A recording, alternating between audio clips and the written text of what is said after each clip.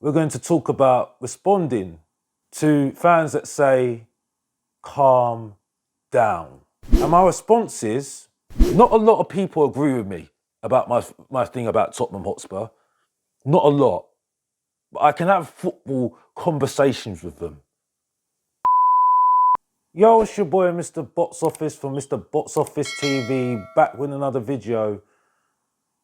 And in this video, we're going to talk about responding to fans that say, calm down. And my response is, no. The reason why I say that is, there was nothing to calm down in the first place. I told people in June that I needed time to be convinced. Things that I've seen right now is not a surprise to me. I think the thing is right now is that you need to tell fans who love Daniel Levy, the people that love to give credit where the credit's due to the board, to calm down. Because today, yes, on Saturday, shown me the last couple of weeks why time is very, very important. We've had a season of no expectations. We've brought in a manager and he's overachieved to what people were expecting. Yes, people can say that we haven't overachieved because we're in the same position that Conte left us when he left and walked out the club. But no one expected Tottenham Hotspur to be where they were, especially with the season that we had of discontent within the fan base and within the club as well. We didn't have a plan of where we were going. Now, looking forward from that time back last year, from May, when we had Mason in charge, you see that the club have got a structure in place. You can see that we've got a manager that fits the philosophy that the club want to go forward in. We can see now we've got a director of football, we've got a chief director now with Scott Munn. We've got the academy as well, and there's things that are looking positive. But my argument was, is this going to carry on? Yes, we brought in players like Van der Ven, Vicario, Udogie who came back on loan. Poro's rose up this season. We brought in Maddison. We've got Basuma who's revitalised himself. Brought Sarr back into the team as well. Bentancur's come back from injury. You've got Solomon who's not really impressed. You've got Jonathan who's up and down. There are so many positives that you can see there that you can sit there and say, we're moving forward. But no one expected that to happen so soon. Now you see them achieving what they've achieved this season. Great. They're competent in the Premier League. Wow. Great. With no expectations again. But my argument has been, if we need to get to that next level, what are we going to do? Because the problem was, through this season, we're celebrating people like Emerson, which I told you he was bang average, but look what's happened. I gave him credit for Man City, even though he's not that great. But Richarlison, he had a purple patch, or we need to give him credit. Why? That's a standard thing for a top player to be scoring goals. Yeah, credit where it's credit's due, but when you carry it on, carry it on. No, but we need to give him credit. We need to give him credit. Look what's happened. Johnson scores a couple of tap-ins. Oh, we need to give him a chance. We need to give him a chance. Look what's happened. Kulusevski has a bit of a purple patch. the stats come up saying he's doing this, he's doing that, he's doing this. He doesn't do enough. Another thing as well, we still say, oh, when we have our first team out, we will do this. In the real world, though, you're never going to have your first team all the time, especially with loads of games.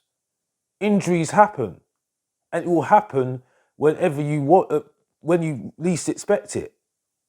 So this is where you need a squad of competent players that can do what is needed, that have got quality. And we're not looking for world-class players here. We're looking for players that are competent, that can compete, not backups. But Tottenham fans keep on telling me, backups. And the thing as well, when I hear people saying calm down, these are the people that love Ange. Well, again, my reasoning for why I say no, I'm not calming down, because it never was me calming down. I was quite straightforward to the point. I said, it's on the board now to stick with their man, stick with the plan that they've set out in June. They get paid enough money, and they supposedly have the financial know-how, because we are FFP kings. We've done really well keeping the club afloat, running the club well, even though we brought in Paratici and he's still at the club as a consultant, even though he's got the charges that is against him, that's the charges against him. If they are that good, they will know the plan. Even if the fans say Ange out, they should stick to the plan. It's only if they stick to their plan and show us, because this culture of fans doubting the manager is through their doing. The distrust between the fans and the board, and the anxiety the fans feel, some of the fans feel with the board, is through what they've done over the last 20 years. And if they can't make decisions, the right decisions for the football club, and stick with a plan after 20 years, that is very concerning. It's like you doing a job and you've done it for how long, and you can't make the right decision after all that experience that you've gone through, and you're still not good at your job. That's very worrying if you don't understand football. Now, fair enough, you might need some expertise to tell you what to do and stuff, but that shouldn't be the case. You should know what you're doing, and the pressure needs to be put on them. It needs to be put on the owners. The owners are the people that need to keep to the plan. And only if that happens, people will start believing and seeing it out, winning something. That's how you change a culture, by seeing it through and winning. We have not seen that. So based on what are we supposed to just believe? Based on what? Because the manager's got a great personality. We had Harry Redknapp. We had Martin Jol. We had Jose Mourinho. We had all these characters, but they never worked out. So based on what? Because Ange is coming and revitalise the fan base, should we change? There's nothing to tell us that we should change. It doesn't change the fact we've still got players that are not good enough. It doesn't change the fact that we've got youngsters in the academy that I was told that were class of 92 from Manchester United, the way that compared to, that are not getting game time. And they're shipped off on loan.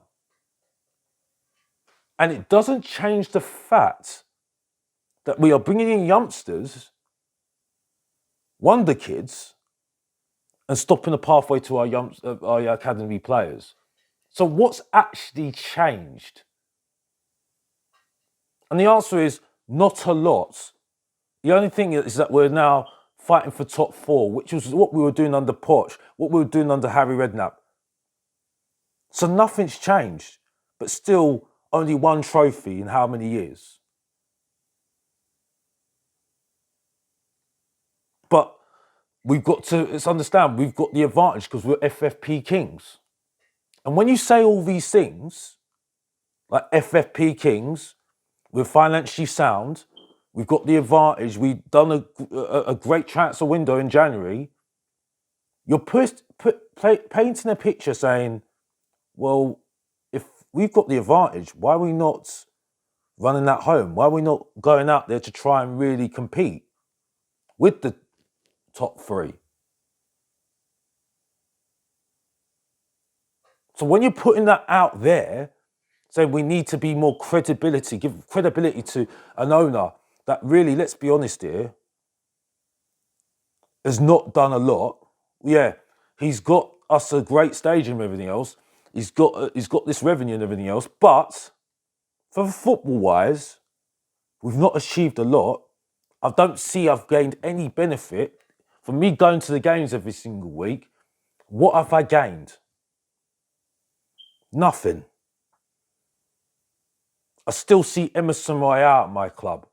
He's no different to Harry Winks or the other dross that we've had before. I don't see any quality. I don't see any quality up front. Superstars will still leave our club because they'll still want trophies. Regardless, yes, we might get the money for them, but we're no different to Brighton. Which ironically, we're copying their strategy of this data-led approach. So yes, there are positives, yes, there are. But we've got a long way to go. And the problems we're having at the moment, we need to go through the bad times and we have to see if they've got the mettle, the board, to stick with the plan. And that's the only way it will change the culture at Tottenham. It will not change the culture with fans telling us what to think. I can't tell certain people who celebrate signings to stop celebrating signings because it'll just get worse. You just got to appreciate it. I can't tell people that love Ange to stop liking Ange because they'll say, why? I like Ange, so what? You just appreciate it. And you have football conversations with these people. Not a lot of people agree with me about my thing about Tottenham Hotspur. Not a lot. But I can have football conversations with them. And it's the people that are trying to say, calm down to me and some fans and thinking they're going to change anything. No. We'll never change anything. 20 years, 21 years, whatever it is, has proven that. And you can say whatever about Man United, you can say whatever you want about Arsenal fans. They've seen success. They've tasted it. So when they know something's wrong, they know something's wrong. We haven't in recent times. That era's gone. That was 1960s, 1980s. Unfortunately, Cinderella story, this is not a Cinderella story. There's always bumps in the road with Tottenham Hotspur. Unfortunately, the storyline never gets to the end. Well, until we understand that and get to that end and understand what our end is going to be, we'll never be successful. And trying to push it in front of fans saying we need to back Ange, we need to back this, we need to back that, isn't going to work. Because I've said it before, if Daniel Levy wants to sack Postecoglou, he will sack Ange Postecoglou. And nothing can be done about that. Because he's the owner of this football club. And that's the reason why I said I need time. Because managers, unfortunately, come and go. And it's especially at Tottenham Hotspur. And that's it. And that's all I need to say. Please like and subscribe. You'll see more content. 2 weeks of time, no games. We go on to Crystal Palace. You'll see more content like this. And as always, if you didn't know, get to know, support your boy, Mr. Box Office, subscribe and like, and come on you Spurs. And I'm out.